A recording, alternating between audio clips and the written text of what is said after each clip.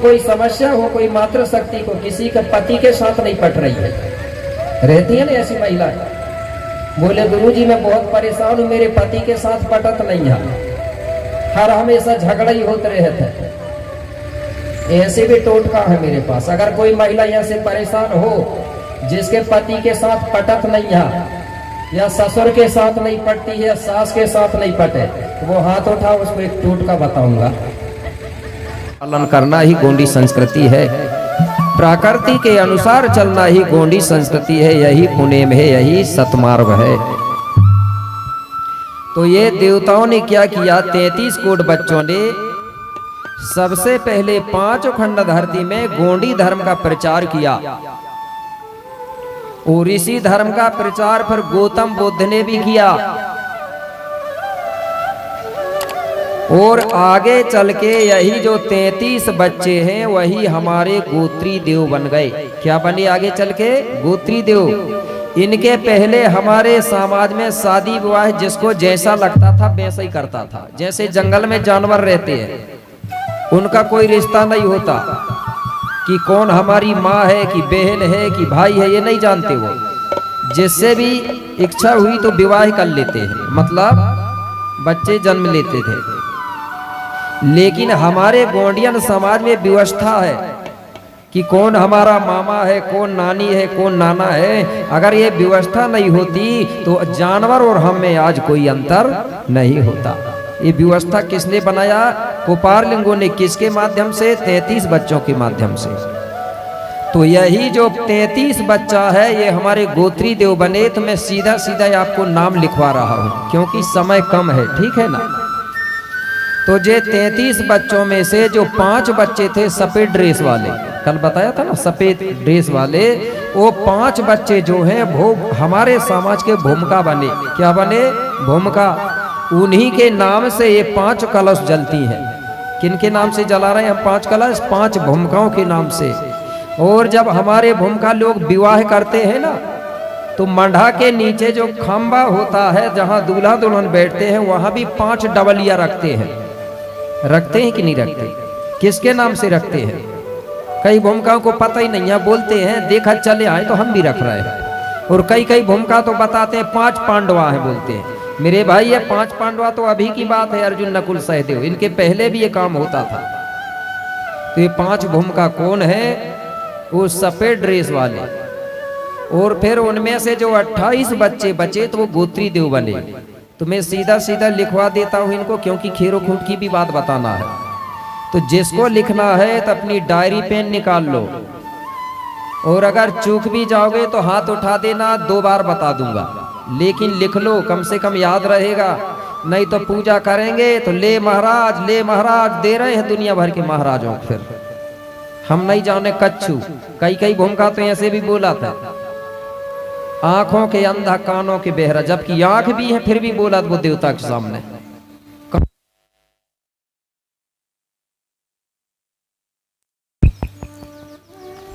ऐसा नहीं होना चाहिए, ठीक है ना। इसलिए लिख लो।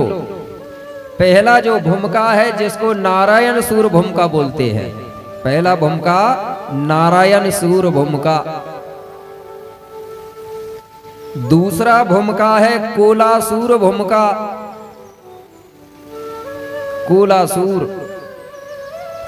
तीसरा भूमिका है हीरा ज्योति, हीरा ज्योति। नहीं लिख पाओगे तो हाथ उठा देना, वहीं चिल्ला देना, 2 बार बता दूंगा। चौथा भूमिका है मानको सुंगाल भूमिका। कौन सा?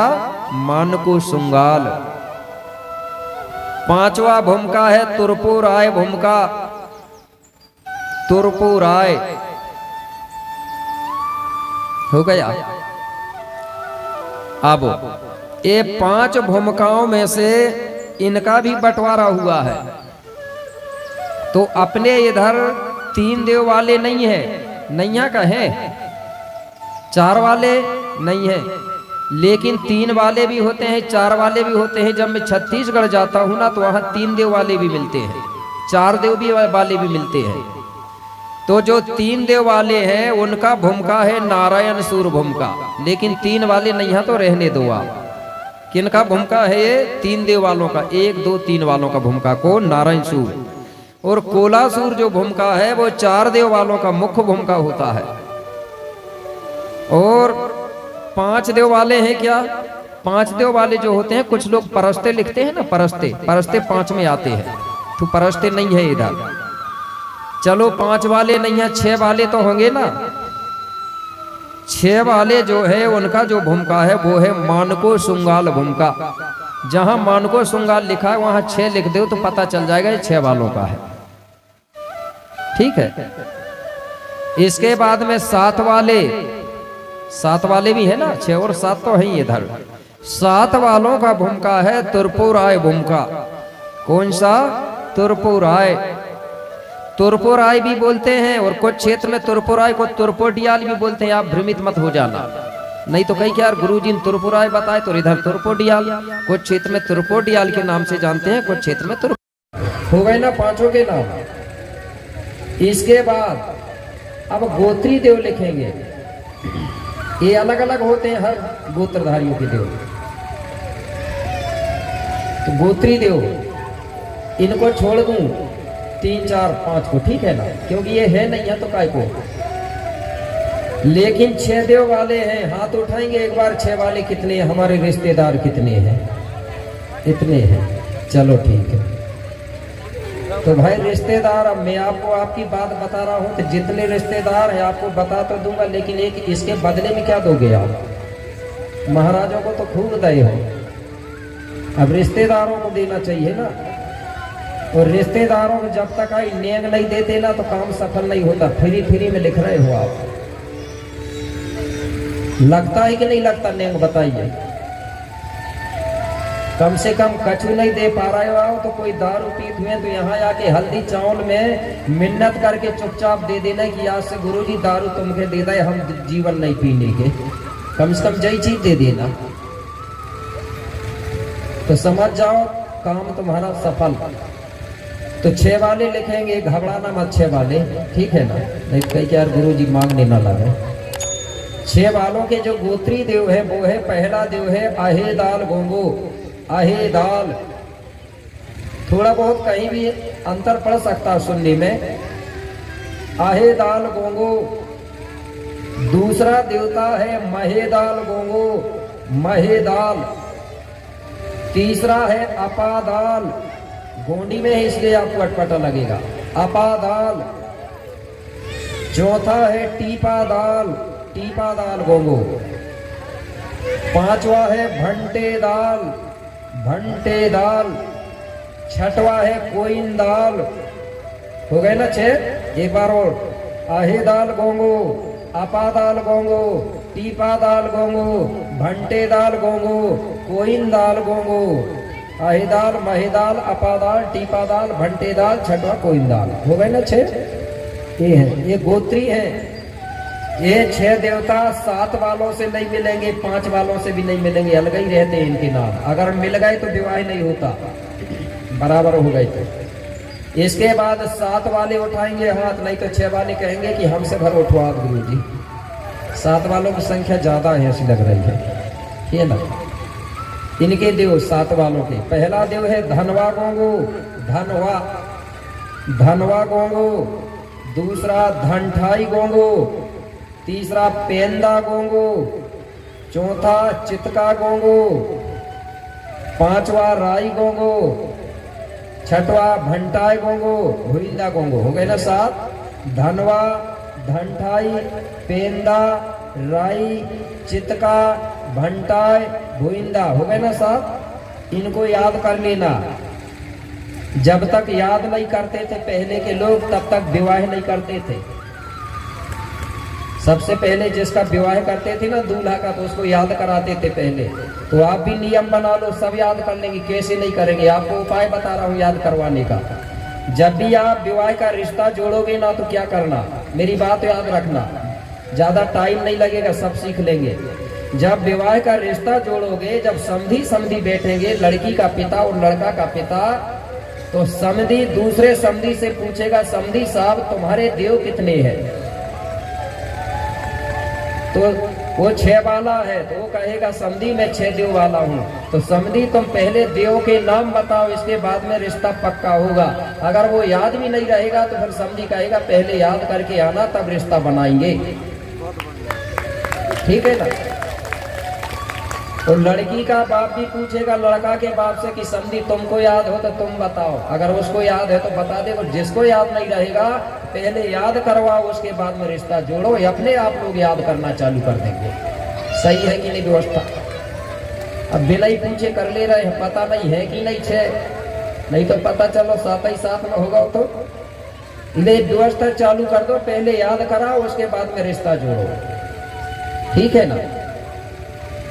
फिर समधी पहले ही याद करने की चिंता रहेगी। अब तो बोली पहले याद करने पड़े तब ही चर्चा करूं भैया। इस प्रकार से हमारे गोत्री देव है। जब हम लोग 14 मानते हैं तो भूमिका क्या करता है, वहां चावल बिछाता है और चावल में लाइन बनाता है। वो क्या बनाता है? लाइन। 6 देव वाला 6 लाइन बनाता है, 7 वाला 7 लाइन। इनका कोई मूर्ति चित्र नहीं होते। अब ये 6 वालों के देव हो गए, 7 वालों के देव। इनके अलावा और देव होते हैं, उनको आज के भूमिका जानते हैं। चाहे वो 6 देव वाला हो चाहे 7 वाला हो, सबका बूढ़ा देव होता है। एक होता है कि नहीं बूढ़ा देव? बूढ़ा देव मतलब मरे हुए जो लोग जो सियाने हैं वो मर के बूढ़ा देव बन जाते हैं। और एक उनके साथ में होती है बूढ़ी दाई, होती है कि नहीं? बूढ़ा देव और बूढ़ी दाई। तो ये तो 6 का भी होगा बूढ़ा देव, 7 का भी होगा बूढ़ा देव, होगा कि नहीं? अलग अलग ये कुल के बूढ़ा देव होते हैं अलग अलग। और एक बूढ़ा देव वो है जो सबका बूढ़ा देव कहलाता है। कौन? जिसको शंभू बाबा कहते हैं हम लोग, जिसको लोग शंकर जी कहते हैं, वो सबका बूढ़ा देव है। वो सामूहिक बूढ़ा देव और कुल के बूढ़ा देव अलग अलग होते हैं। उन्हीं को हमारे भूमिका लोग बूढ़ा देव बूढ़ी दाई को अलग अलग क्षेत्रों में अलग अलग नाम से जानते हैं। कोई इनको सिंगा बोंगा कहता है, कोई इनको सोमा डोमा भी बोलते हैं। भूमिका लोग सुने हैं ना। इनको गाथा पीढ़ा भी बोलते हैं, खोरिया खतरपाल भी बोलते हैं, पेन चूड़ा सकरहाई, ऐसा करके वो मंत्र पढ़ते हैं कि नहीं? काला देव काला बाबा पढ़ते हैं कि नहीं? ये सबके बराबर होते हैं। इनको भूमिका जानते हैं आज की भूमिका। तो जो इस चीज को जानते हैं भूमिका उसको नहीं बता, जो चीज भूमिका भूले है उनको बताया हूं मैंने अभी। तो जब भी पूजा करो तो हमारा दिन होता है, शुभ दिन होता है। कौन सा? रविवार। गोंडा का पावरफुल दिन कौन सा है? रविवार। रविवार को गोंडी में बोलते हैं पूर्वानेट। पूर्वानेट मतलब होता है इतवार, रविवार। रविवार को जो काम किया जाता है वो सफल होता है। हमारे गौड़ लोग अगर कोई काम करते थे, कोई टोटका करते थे, तो रविवार के दिन निकलने के पहले किया करते थे और काम सफल होता था। होता था कि नहीं होता था? हमारे गौड़ लोग रविवार को किसी को भी दूध दही मही नहीं देते थे, खेती नहीं करते थे, हल नहीं चलाते थे। तो जब रविवार के दिन पूजा करोगे तो बढ़िया रविवार के दिन करना क्या है? बढ़िया जल्दी उठ करके लिपाई पुताई चौका लगा के सुबह जल्दी बूढ़ा देव और बूढ़ी दाई के नाम पे दीपक जला दो और रार लोभान की धूप रख दो शाम और सुबह। बस हफ्ता में एक दिन भी कर लिए तो बहुत है। हमारे में ये नहीं है कि पंडित ही बन के बैठो है, ठीक है ना। हफ्ता में एक बार होगा बहुत हो गया, नहीं भी नहाए दूसरे दिन तो कोई बात नहीं है, ठीक है ना। लेकिन रविवार हमारा मुख्य दिन। इस दिन ही हमको दारू नहीं पीना चाहिए, इस दिन हमको मांस मदिरा का प्रयोग नहीं करना चाहिए, उस दिन हमारा घर शुद्ध होना चाहिए। लेकिन गोंड लोग कर क्या रहे? अरे छुट्टी है वही दिन और दारू पी रहे हैं। अगर किसी को परेशानी हो तो आप आजमा के देखो, रविवार को बिल्कुल सात्विक रहो। कम से कम 5 रविवार के बाद में अंतर चालू हो जाता है। कई महिलाएं परेशान होती, लेकिन याद रखना रविवार का जो दिन है दिन नहीं निकलना चाहिए और दीपक जल जाना चाहिए, क्योंकि टोटका चलता है दिन निकलने के पहले। वो टोटका सही होते हैं, टोटका लग जाए तो लाख को और ना लगे तो खाक को, दो ही बात होती है। अगर सही सद गया तो लाखों का होता है। अरे मैं प्रमाणित बता रहा हूँ, किसी को पहले बुखार चढ़ती थी ना, जिसको इफ्तरा बोलते थे ना इफ्तरा, वो अगर जब इफ्तरा भागता नहीं था तो हमारे पुरखा लोग क्या करते थे, और आपको भी आजमाना है तो आजमा लेना। अगर किसी की बुखार नहीं भग रही है, कोई परेशान है, एक कच्चा धागा लेना। क्या लेना?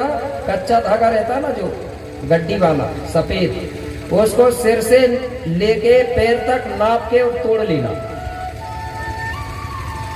और शनिवार के दिन रात्रि में सोते समय और उस धागा को मोड़ के अपने सिराने के नीचे रख लेना। और जैसे ही सुबह उठोगे, दिन निकलने के पहले दूसरे दिन रविवार पड़ेगा ना, उस धागा को लेके पीपल के पेड़ में जाना और पीपल के पेड़ में धागा को रखना और कहना, हे प्रकृति शक्ति, हे पीपल पेड़, एक दिन के बाद में जो मेहमान मेरे ऊपर आता है, जो मिजवाने आता है, वो मुझसे अब नहीं सद रहा है, इसको अब तुम संभालो। ऐसा करके धागा रख के आ जाना, लौट के मत देखना, उसी दिन से वो बुखार आना बंद हो जाता है। कई लोग अगर इलाज करा करा के परेशान है, दवाई करा करा के परेशान है, तो वो भी ये काम को करके देखना, फिर दवा काम करने लगती है। पहले आजमा के करना देखना, ठीक है। तो जिसको कोई समस्या हो, कोई मातृ शक्ति को, किसी का पति के साथ नहीं पट रही है, रहती है ना ऐसी महिला, बोले गुरुजी मैं बहुत परेशान हूँ, मेरे पति के साथ पटत नहीं है, हर हमेशा झगड़ा ही होते रहता है। ऐसे भी टोटका है मेरे पास। अगर कोई महिला यहाँ से परेशान हो, जिसके पति के साथ पटत नहीं है, या ससुर के साथ नहीं पटती है, सास के साथ नहीं पटे, तो वो हाथ उठाओ, उसको एक टोटका बताऊंगा, पैसा नहीं लगेगा। जिसकी सास बहुत खराब है, हाथ उठाओ, रोज झगड़ा करती होगी ना, तो फिर भी उसके लिए मैं दवा बताऊंगा। ये सबकी सास अच्छी है क्या? सास गाली नहीं देने की, नहीं चाहिए इनको दवा। अब नहीं चाहिए तो दूसरे जगह काम हो पड़ेगी भाई, ठीक है कोई महिला, आज बस का समय है, अगर किसी को जरूरत है तो बता दूंगा, और नहीं है तो मैं जबरदस्ती नहीं बताता। अगर किसी को जरूरत हो तो हाथ उठा दो, बता दूंगा। किसी को नहीं है, सबकी सास अच्छी है। चलो अच्छी है तो बहुत बहुत धन्यवाद।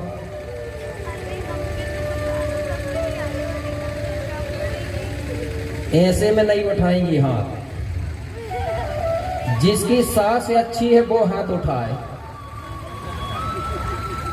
1 2 3 4 5 6 7 8 महिलाओं की सास अच्छी है, बाकी सबकी सास खराब है। चलो एक टोटका बता दे रहा हूं, ध्यान से सुन लेना, ठीक है। एक बार मैं गया था देवास, जाते रहता हूँ, एक बार गया, कहाँ गया? देवास, इंदौर। एक बहू रानी मिल गई मुझे, उसके विवाह के लगभग 1 साल हुए थे। कितने साल? 1 साल। और एक ही साल में उसकी सास के साथ पटती नहीं थी। तो वो नई नई बहू थी, 1 साल तो हुए थे विवाह के। वो आई मेरे पास जहाँ मैं रहता था वहाँ, और बोले गुरुजी मेरे 1 ही साल भय है, बोले विवाह के, बोले और मेरी सास के साथ मेरे रात दिन झगड़ा ही होते रहे थे, बोले मेरी पटे नहीं, बोले कोई ऐसे उपाय हो तो बताओ। बोले मैंने बोला एक ताबीज बनाना पड़ेगा उसके लिए, और वो ताबीज को तुमको पहनना पड़ेगा। तो बोले गुरुजी बना देना। बोले मैंने बोला ताबीज तुम ही खरीद के लाना, मैं दवाई भर के दे दूंगा। तो उसने क्या करी, बाजार गई और एक बढ़िया चांदी की ताबीज लेके आ गई और शाम के समय मुझे दे दिया।